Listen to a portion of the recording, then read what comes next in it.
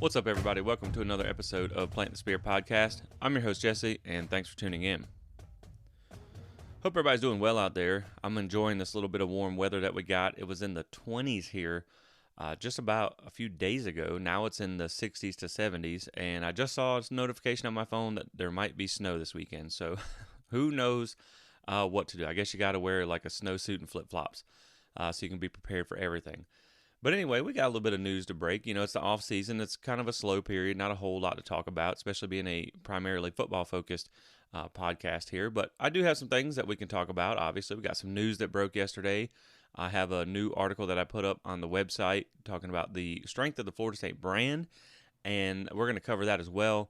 And if we have time at the end of the show, I'm going to tack on a little story for you guys for the first time that I met Bobby Bowden. I think you'd enjoy that. I've been talking about it for a while. We just haven't had a chance during the season for me to actually tell it to you guys. So it's a fun little story about the first time I got to meet him. And I just started reading a new Bobby Bowden book about a week or so ago. I'm only a couple chapters into it, so we won't go too far, but it's just something that had it on my mind. So anyway, let's get right into it. So obviously, you guys probably heard the news that Florida State and Mike Norvell have agreed to a multi-year contract extension that is going to keep Mike Norvell in Tallahassee, theoretically anyway, through 2029, which would be his 10th year at Florida State. And while we won't get into every number here, you can find those at plantspear.com in the article about the extension. I did say that he's going to be making around $8.05 million per year on average, which is going to be one of the highest paid coaches in the ACC. And to me, this is a good move by Florida State. I mean, obviously, to be honest, there was some mixed reviews on social media and stuff, which, everybody's always got something to say on social media about it. They just feel like he needs to prove himself a little bit more. But at the same time, I like the move because, like we've talked about multiple times before, Mike Norvell inherited an absolute mess. I mean, you came in during a pandemic year, you had a broken culture and a roster that needed to be flipped. And he's done that, and he has gotten this team out of the ditch and got us kind of back on the highway and moving at highway speed. So if you feel like he's your guy, then why not go ahead and lock him up for a little bit? And at that point, too, it just adds further stability to the program. And, I mean, when you think about the last few years at Florida State, ranging back to Jimbo Fisher's final years, then you just really haven't had a lot of stability here. And so it's nice to now be one of the more stable programs in the state of Florida. When you look at what's happening with Florida, they had to make a coaching change and they had a bad year. If they, I don't think they're going to have a good year this year. And if they don't, with other teams in the SEC East like Georgia and South Carolina and Tennessee up and coming, how long are they going to, tolerate that? You look at Miami, they've had to make a coaching change, and now they've also changed both coordinators. That the dream staff that they talked about is falling apart by the day. So it just feels nice to be one of the more stable teams, if not the most stable team in the state of Florida. And to me, Mike Norvell, I mean, he's earned it. Like, I understand that, we talked about there's some varying opinions because people are going to say you got to beat some ranked teams, you got to win some things.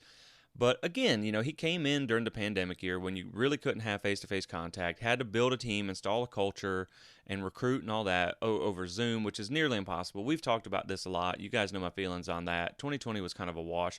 Yeah, there were some things in 2021 that were a little bit inexcusable, like Jacksonville State and the 0-4 start and things like that. But at the same time, when you look at the whole picture, he's been killing it in the portal. I mean, every single year. He is the portal king. 2024 is a top 5 class. You got 10 wins last year. You went into the Superdome. You beat LSU. You've closed the gap with Clemson. You're not getting wiped off the field anymore there. You absolutely dominated Miami. You beat both of your rivals last year. And 23 is going to be a special season. So to me, like I said, I like the move. I think it makes sense. This is the things that you see when you have a real athletic director like Michael Alford. I mean, they're taking the steps to put Florida State back as one of the premier programs. You got the football-only facility being built. You're getting some extra support staff added that they've done since Norvell's tenure's been here. And besides winning, I mean, of course, winning is the ultimate goal in college football. You can't argue that. The win-loss column at the end of the day is all that really matters. But when you look at a couple of the other things here, I can't remember the last time a Florida State player was arrested or really anything other than like being asked to leave the team for a violation of team rules or something. Like really any bad press over players and misbehaviors and things like that. They started the Seminole Scholar Program. It even said in the release that they had one of the highest GPAs in years, and they've also had a lot of community outreach. So to me, it's just not only are you getting the team back to success, but you're doing it in the right way, and I think that really does make a big difference.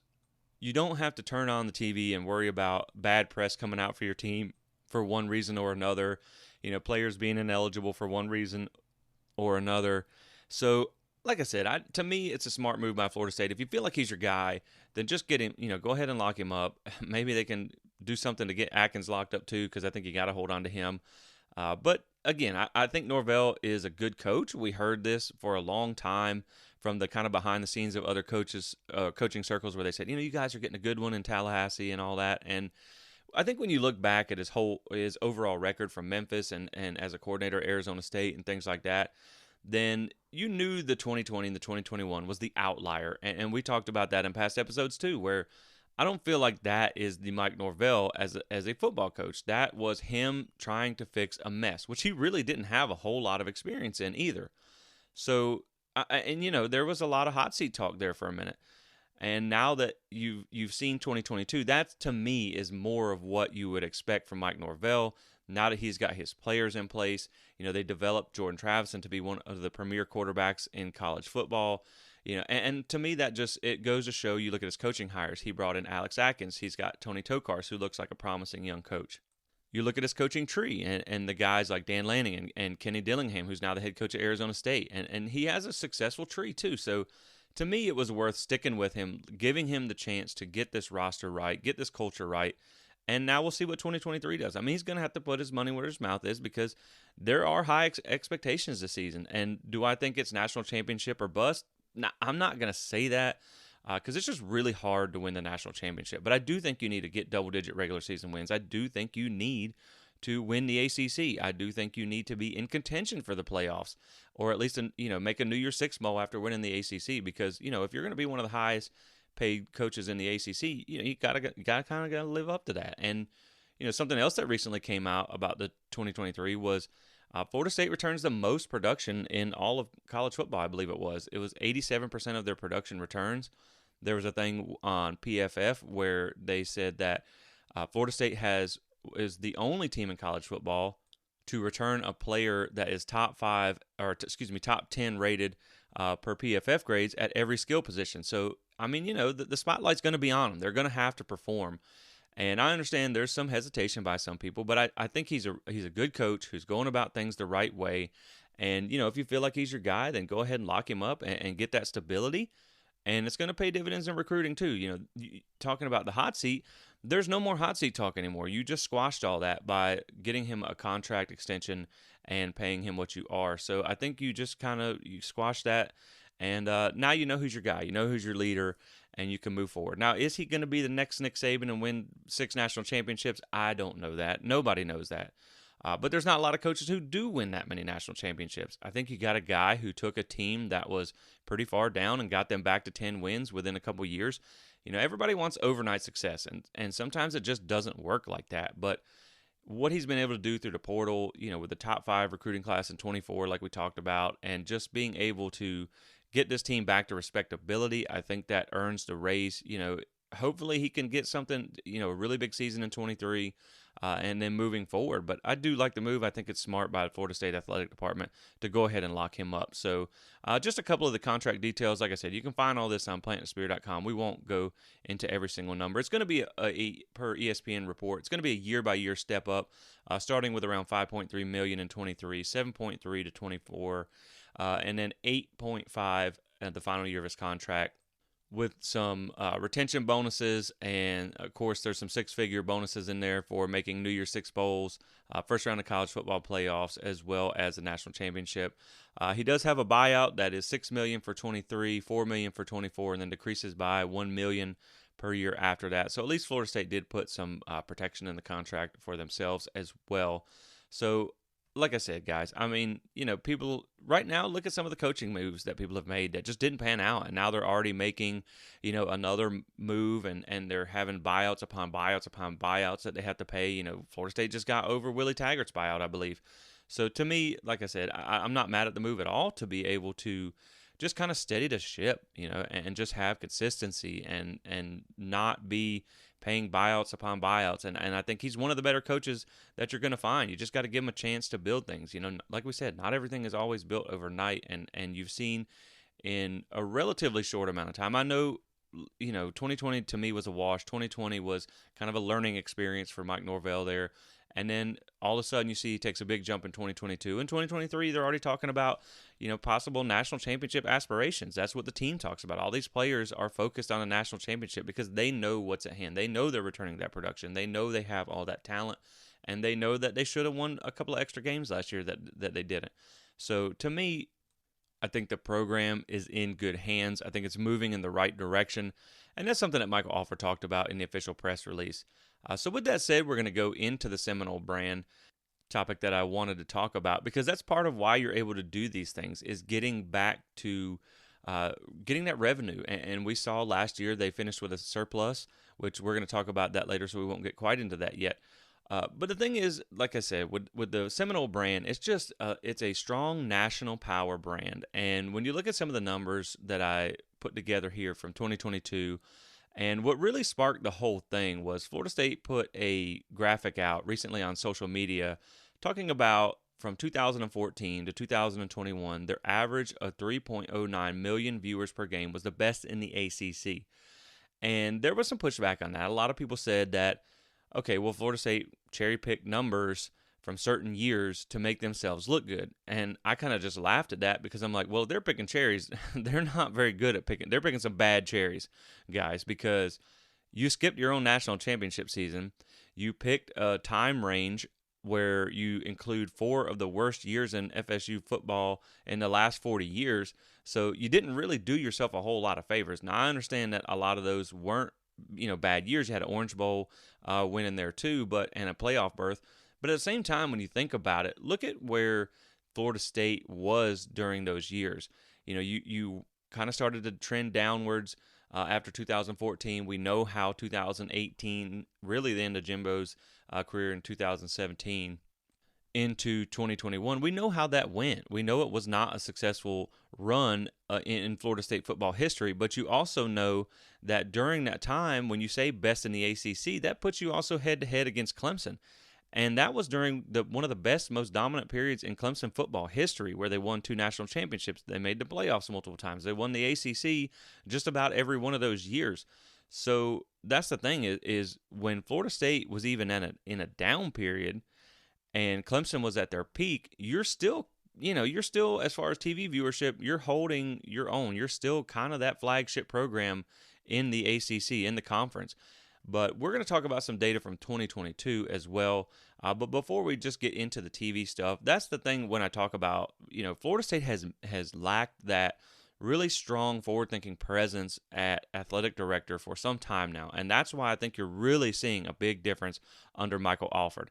I mean, if you think about it, not just football. And like I said, we're a football-focused show here. But at the same time, we know that Florida State values the other sports.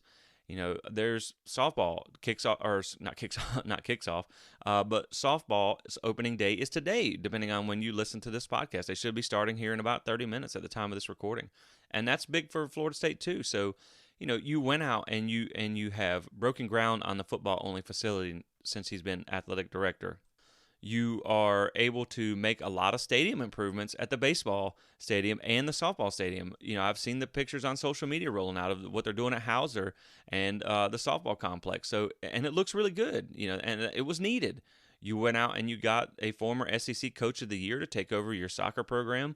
You bring in Link Jarrett from Notre Dame, bring him back home to FSU, who we all feel I think is going to be a good hire. And I'm really excited for baseball season to get started. You're already hearing a lot of positive coming out of that program since making the coaching change. And then you just locked Mike Norvell up to a multi-year extension. So I think you're really seeing the effects of having a legit AD in place. And that, to me, is one of the most unsung kind of changes here that has really made a difference for Florida State in multiple areas, not just football, but I do think it's making a big difference in football as well. And some of these changes that they're trying to make and the moves that they're trying to do to put Florida State back as one of the premier programs, one of the premier athletic departments in all of college football, they don't happen overnight. They take time. It takes a lot of money, and they're doing the best they can with what they got.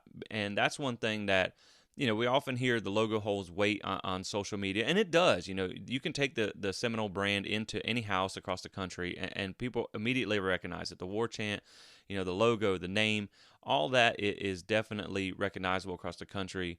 And the more success that you have on the field, the more progress that you're going to be able to make through finances and things like that.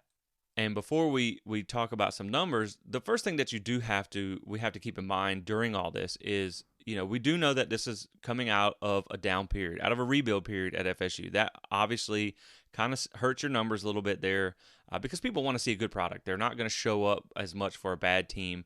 They're not going to donate as much to a bad team. We all know that. But at the same time, you also play in the ACC. And that kind of also handcuffs your income potential a little bit, because it is the lowest paying Power 5 conference. And it's kind of by a wide margin. When you look at the SEC and what they're able to do through Navigate.com, who estimates a lot of the Power 5 payouts, I mean, you're looking at a $20 million gap so far, a little over $20 million. I think it's around 27 right now, is what they estimated in 2022. And by 2025, it's going to be over $35 million in revenue gap. And it creates a competitive disadvantage. And hopefully the ACC can figure out something to do to up their income, maybe renegotiate a TV contract. I'm not sure if they can even really add any teams, because I mean, if the Big 12 pays a little bit more than you, and that may change when they renegotiate with out of Texas and Oklahoma, are you really going to be able to get a West Virginia? How much do they add to the pot? You'd like to get Notre Dame, who's already a part-time member, but why are they going to join the lowest paying Power 5 conference? If they're going to join a conference, it's probably going to be the Big 10, because it just makes sense geographically and financially for them. So I'm not sure, if they're going to be able to add anybody. But at the end of the day, they really just need to be able to elevate the ACC football programs as a whole. And that's something that the new commissioner has talked about. He has let the schools know that, I understand there's a lot of important sports to everybody, but we know football is the revenue driver. And if we're going to ask for more money, we have to get better in football across the board. Because as they say, a rising tide lifts all ships. And that's the thing, is you have two teams that head and shoulders above carry this conference. And Florida State getting back to being one of the premier brands in college football, at least as far as success is concerned, that's going to go a long way to getting the ACC back. But you still need teams to take a step up. I mean, no one really thought Virginia Tech and Miami would fall flat on their face since they joined the ACC like they have and be in the position they are now. You got a lot of teams, like Virginia that's struggling, and even UNC's been able to step it up a little bit. But you just need overall a more competitive depth in the ACC to help renegotiate some of those contracts. And I know the grant of rights really hurts, because the best thing for really Florida State and Clemson to do would be to get out of the ACC. But with the grant of rights locked in through 2036, they're probably not going to be able to go anywhere anytime soon, because that buyout is just really kneecapping them being able to get out of here. I mean, if you think about it, if you flip-flopped the grant of rights from Texas and Oklahoma, or the Big 12 to the ACC, and say Texas and OU were locked in till 2036 and Florida State and Clemson were able to get out at 2025, I guarantee you it would be Florida State and Clemson in the SEC coming up, not Texas and Oklahoma. But it's smart for me that Florida State continues to advertise their brand, to be able, to put themselves in that position when and if conference expansion or super conferences or whatever the case comes about, because then you look like the most desirable team on the market. And I mean, even the Big Ten went and grabbed 2 California schools. So, I mean, anything's possible. So I definitely agree with them continuing to market themselves, continuing to kind of show that they are a big college brand. And it also helps through advertising and merchandising and things like that. The other point that I want to talk about real quick is the fact that Florida State is one of the youngest Power 5 programs in all of the Power 5 conferences. This was before the realignment where they added like UCF and stuff in the Big 12. Before that, I think Florida State might have even been the youngest in Power 5. And the reason I bring that up is because that does affect your booster base. That affects the alumni that you have, that deeply rooted generational booster base, that it does kind of put them a little bit behind. And Florida State's been able to do a lot with a little less for a long time and been really good at it. But, more success and more time brings more booster donations, which also, it all helps. And I mean, in some of these cases, when you look at like Florida and Georgia and a lot of the schools around you, the SEC teams, they had a 50-plus year head start on Florida State. I mean, there was a thing recently where a guy put out a graphic about blue bloods, and I looked at it, and it's like Florida State on average was 54 years, I believe, younger than every other Power 5 team before the realignment. So it does put you behind. And, it's just really impressive when you think about it, what they were able to do in the short amount of time that they've been a football program, and with that lack of having that deeply rooted generational booster base. So again, it is impressive what they've been able to do, but it does kind of hinder your revenue at the same time. So that's just something that I wanted to touch on. Now, Florida State does have a really large fan base, and they are a national brand like we talked about, but that is something just to keep in mind there. But 2022 was a successful year for Florida State, and if you can keep on this path, it's only going to compound in the future with adding in those booster donations. You have the NIL collectives now that support Florida State that have made them a major player in the NIL space. And Battles End, who is the number one player for FSU football, is not even asking for donations yet. So if they were to open that up, I'm sure the Florida State fan base would flood them with donations based on the work that they have done. They have earned their keep for sure. So that is another good thing. But we're going to start with some numbers. Primarily, like I said, we're a football show, so we're going to focus on football numbers for right now. TV viewership. So talking about the Seminoles in 2022, they were ranked 15th overall in average viewership for the 2022 season with 2.03 million viewers per week. And that's up from 25th in 2021 at 1.27 million. So the crazy thing about that is you're still top 25 in average weekly viewership, even in a 5-7 year that you started 0-4. So that's still pretty impressive. But now you're looking at your top 15 in overall viewership. You're second in the ACC behind Clemson at 2.59 million viewers per week, average viewers per week. And both of those teams, this is what I talk about when I say you're far ahead of the other teams in the ACC. The third place ACC as far as viewership is NC State at 43rd with an average weekly viewership of just 881,000. So, less than half of what Clemson and Florida State are pulling in. So, it brings the question, could you go to maybe a different revenue model where you pay the teams that bring in the most? I mean, it would surely seem fair to a team like Clemson and Florida State, but then how do you elevate the rest of the brand? And I do think that is an important part of this. So, it can be different. Difficult waters to navigate there. But, Florida State, top 15 in viewership in 2022. So that was impressive. A benchmark in the TV ratings world, which is something I found when I was doing this research, is around the 4 million viewer mark. So anything that breaks a 4 million viewer mark is considered a significant benchmark in the TV ratings world.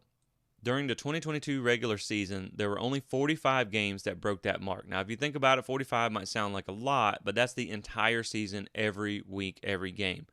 And Florida State had 2 of those break that mark, and a third if you count the bowl game.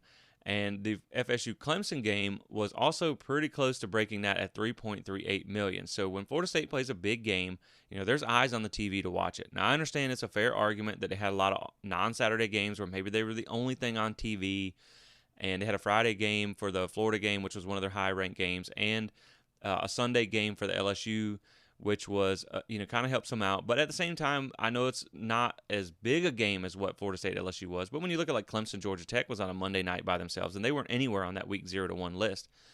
So speaking of Florida State LSU, that was the 9th most watched college football game of the 2022 regular season with 7.55 million viewers. Florida State, Florida was the 12th most with 6.71 million viewers. And those 2 games were the highest viewed regular season games by any ACC team by a margin of 1.73 million views, with the next highest being NC State versus Clemson at 4.98 million.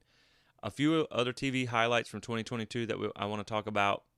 When you look at their bowl game, the Cheez-It Bowl against Oklahoma, this is obviously, it's impressive because you were facing, now it's 2 big name brands, but you were facing a 6-6 Oklahoma team that a lot of people didn't like as a matchup to begin with, and it ended up being a really good game, just like the Florida game and the LSU game was.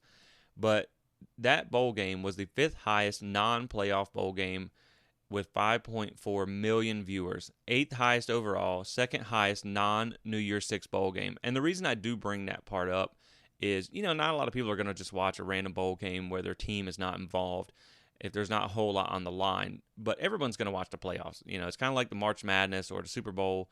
everybody's going to watch regardless. So, you had the fifth highest non-playoff bowl game, and I think it was the only other one that was higher than you that wasn't a New Year's Six bowl game was the Gator Bowl between Notre Dame and South Carolina.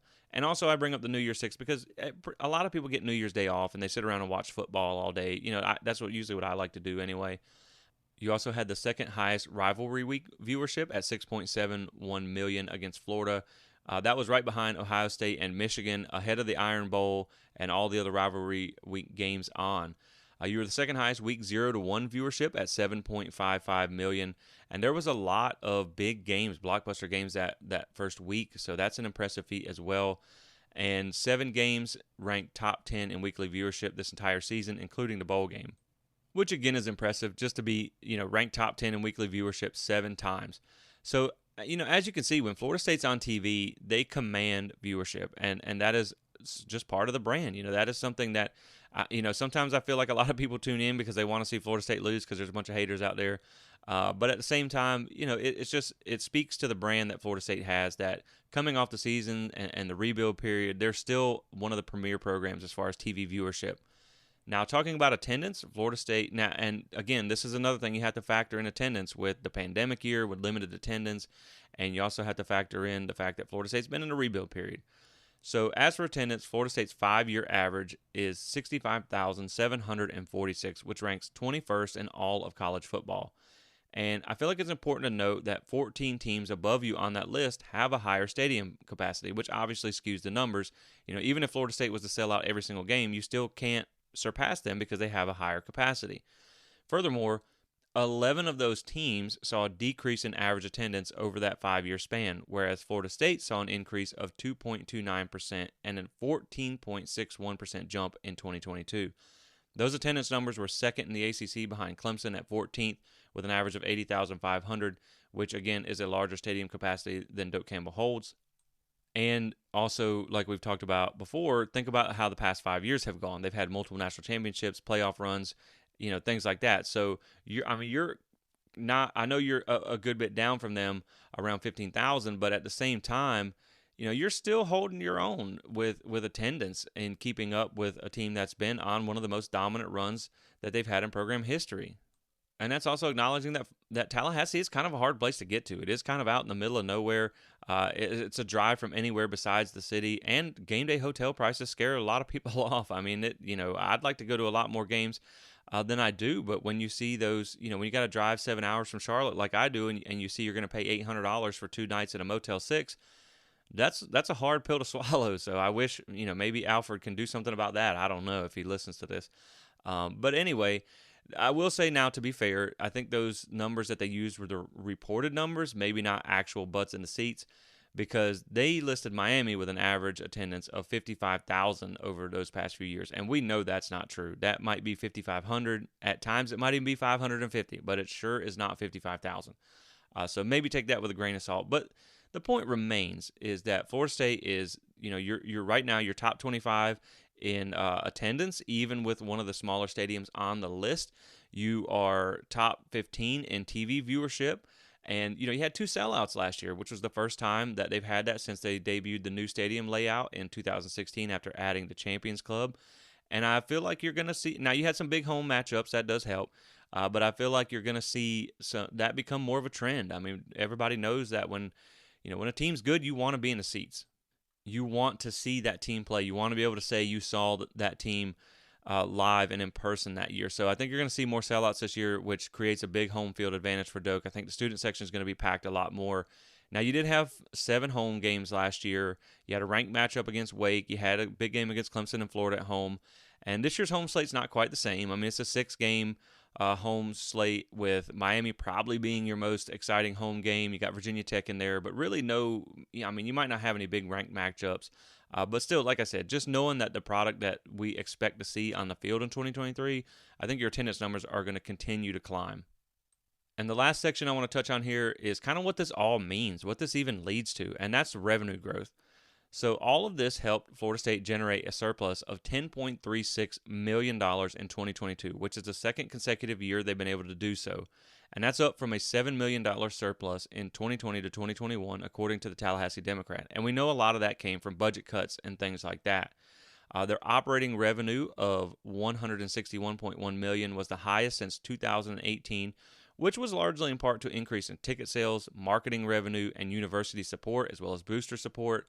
This is all while factoring in Florida State's expenses increased at the same time. They had a big increase when looking at the numbers through recruiting budgets, team travel costs, coaching salaries, game day expenses, and administrative costs, just to name a few of them. So you're spending more, but you're making more, and you're still able to finish with a $10 million surplus, which allows you to do the things like the football-only facility, like the giving Coach Norvell a nice contract extension, like adding those off-the-field positions that they have in the past. So all of that leads, like I said, the more success you have, the more progress you can make on and off the field. And I do think that that is huge. It just allows Florida State to take those steps, like we said, to be able to get back to being one of the premier programs and premier athletic departments in all of college football and in college sports. So it's exciting to see them be able to generate that revenue because we know it hasn't always been that way. They were at a deficit, I believe the article said, on the Democrat in 2019, I believe it was. They had a pretty big deficit, and a lot of that was due to the pandemic and things that really hurt their revenue. So to be able to kind of get yourself back, you had to rebuild that too. So you're not losing anymore. You're getting back to winning. You're not at a deficit anymore. You're now at a surplus. And it's just overall, it's a positive feeling. It makes you feel good about the direction of the program under this athletic department. You now have strong leadership with a forward vision, and that's going to really pay off over the long run. And hopefully they keep Michael Alford for some time as well, because I think between him and the coaching, that you got in there now with Mike Norvell and Link Jarrett, he also did what they had to do to keep Lonnie Almeida at the softball program. You hired a good soccer coach, and maybe they got to do something about basketball coming up soon. I don't know. We'll have to see how that plays out. But overall, I just think you're moving forward in a positive direction, and I think it's a good time to be a Seminole fan. And that has led to an increase in Seminole booster donations. Like I said, you got the NIL collectives that are doing their work, and when they do open up for donations, I have a feeling they're gonna flood in too. I just think overall it's a positive thing. I mean, they launched the Bowden Society, and it's already up to 292 members at the time of writing this. So, more success on the field is going to lead to more ticket sales, more booster donations, and all that stuff. That it's just a positive snowball that keeps building momentum as it grows. And so that'll be it for that part. And as we get ready to wrap up, I am just going to tack on. I think we got enough time. I can tack on this Bobby Bowden story real quick. So to start with, I just started reading a book it's titled Bowden, and it's how he forged a football dynasty. And like I said, I'm only a couple chapters in, so we won't go too far in depth, but this is not the first Bobby Bowden book that I've read. I like reading about his career and his life. I mean, he just has a host of amazing accomplishments on the football field, off the football field, the way he did it through faith and family and football and the strong family ties that he has, and the way he, kept faith first in the program. And just the fact that he was able to be so successful over a span of generations. You can't coach kids in the 70s the same as you could later in his career in the 2000s. You just have to handle people different. So be able to have success. And the game changed. Now he was a lot of it. He revolutionized a lot of different areas of the game. And so to be successful over that long period of time, learning and adapting how to handle players, how the game has changed, it just really speaks volumes to, when you talk about the greatest of all time. And, he may not have the most national championships, but when you look at the span of success that he had and the way he did it, especially when you consider he started at a school that was almost ready to fold up the football program, and he basically built, Florida State football from the ground up. So, he is the godfather of this program, so to speak. He was the one that really put Florida State football on the map for generations. And it's funny, even in the book that I'm reading now, in the very first chapter, they talk about an anonymous coach said that when they took on Bobby Bowden at Florida State one time, they actually had someone film some of their practice, and they put microphones in the visitor locker room at halftime, so they knew what they were going to do. They already knew what Florida State was going to run, and they cheated. They openly cheated, and they didn't. Of course, they didn't get caught, but they still lost. He said, "We cheated and still couldn't beat them."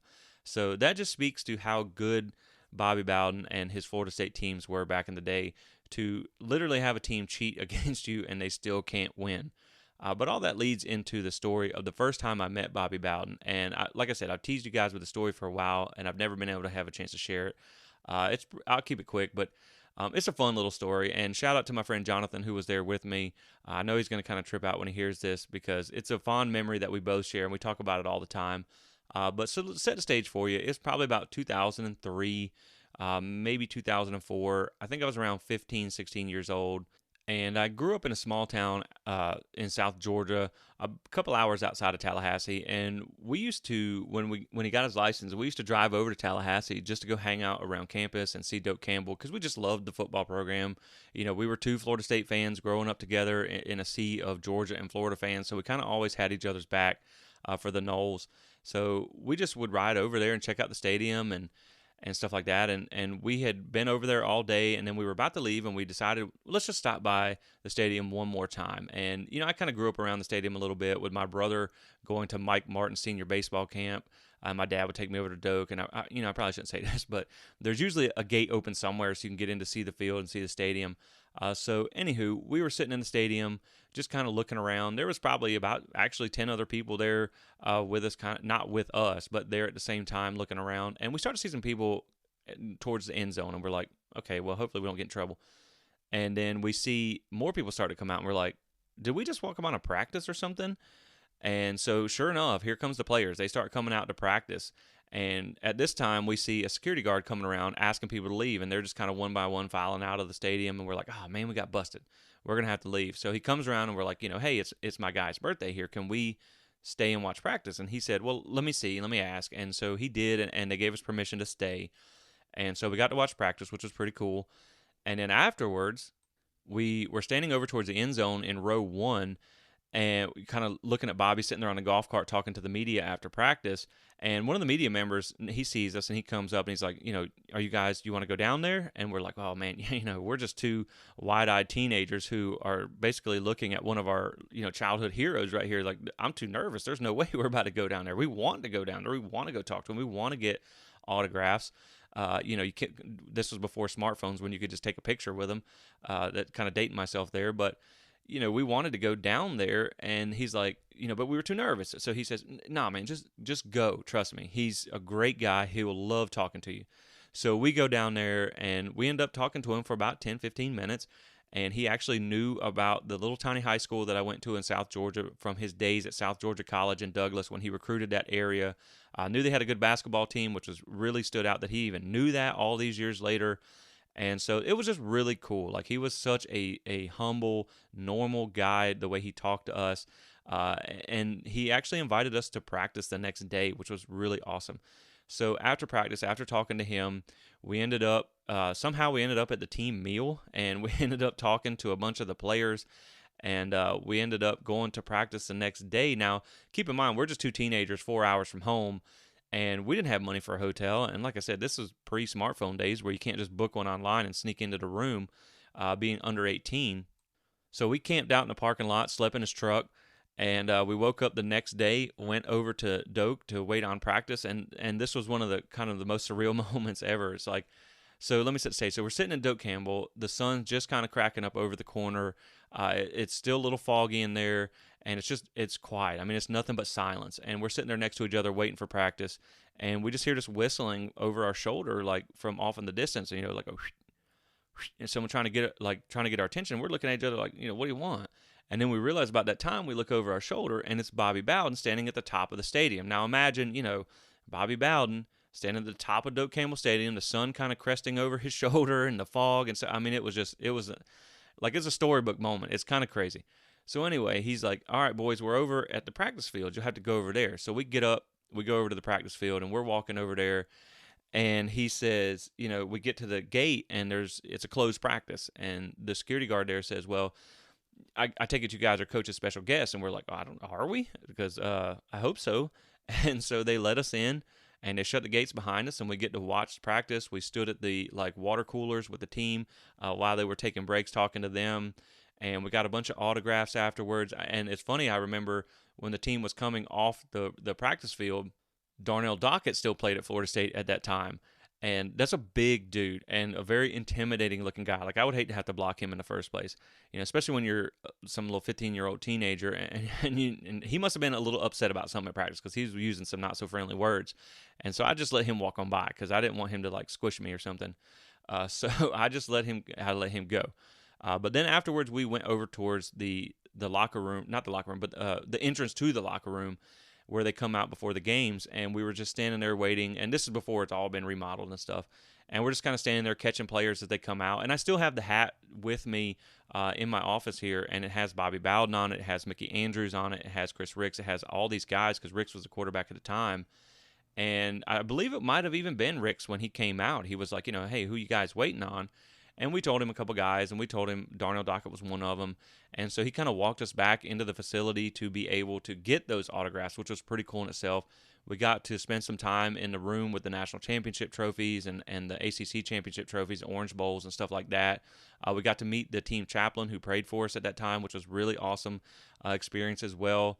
And it just overall, man, it was just so cool, like to be able to have that, to go to the practice, to meet Bobby Bowden, to go to a closed practice, to be able to walk around the facility there and see all the trophies and everything. And I owe all that to Bobby Bowden and his graciousness to let us have that experience. And, it just speaks to the type of person that he was, that because of him, he left a lifelong impression, a lifelong memory for two young Seminole fans that he sure enough didn't have to. They could have easily turned us away at practice. And, I was fortunate enough to fly out to Pasadena in 2013 and watch Florida State win a national championship. And that was one of the, coolest moments as a Seminole fan that I've had. But to me, it definitely comes in second to that experience, because it was just so cool to be that close up and be, at a time when, like I said, you were a young, impressionable fan. To be able to have that experience. So it was so fun. It was so exciting. And it's something that I know myself and my friend Jonathan, we will never forget for the rest of our lives. And like I said, we still talk about it. So that's my Bobby Bowden story. And it's pretty awesome to be able to share that with you guys. I hope you enjoyed it, because like I said, it's something that I'll never forget. I still have some pictures laying around from that day that I need to find. But, that's when you had the little wind and snap cameras. So who knows where those pictures are at, or even if they're still in any good condition.